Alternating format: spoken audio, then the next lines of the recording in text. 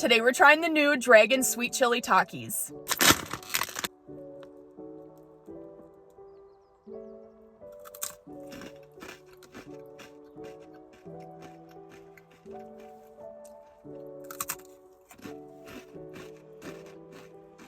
They taste like I bit into a ramen seasoning packet that is a little spicy.